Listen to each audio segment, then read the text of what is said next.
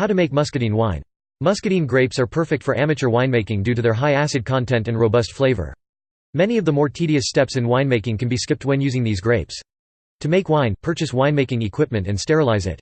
Next, create your wine recipe from a mixture of crushed grapes, sugar, yeast, and other additives. Let the wine complete its first fermentation and transfer it to a demijohn. Once the wine has stopped foaming, bottle it and let it mature for 2 to 3 years. Gathering and sanitizing your tools.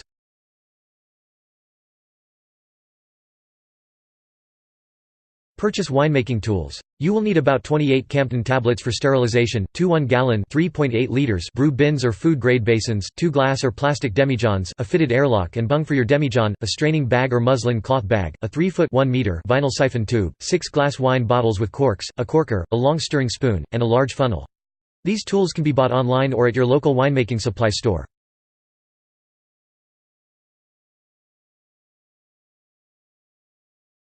Clean the tools with soap and water. If tools are dirty or have been used before, they should be cleaned prior to sanitization. To do so, fill a clean sink with warm water and dish soap. Wash the tools thoroughly to remove any dirt or debris. After they're clean, rinse them well to remove any soap residue.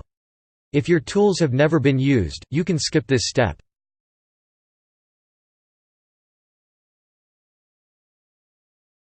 Create the sanitizing solution. If you don't sanitize your tools, your wine will spoil long before you get a chance to taste it. Fill the brew bins with water. Leave space at the top to allow for the water level to rise. Next, add about 14 crushed Campton tablets to each bin. Campton tablets are notoriously hard to incorporate into water. There may be a few stubborn pieces of tablet floating in the water when you're done.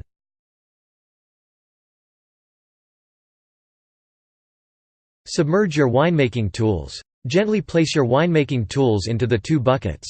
This includes the glass demijohns, the airlock and bung, the straining bag or muslin cloth, the long stirring spoon, and the vinyl siphon tube. Let them sit for a few minutes to sanitize. You can wait to sanitize the wine bottles until you're ready to bottle your wine. Follow the same procedure to do so.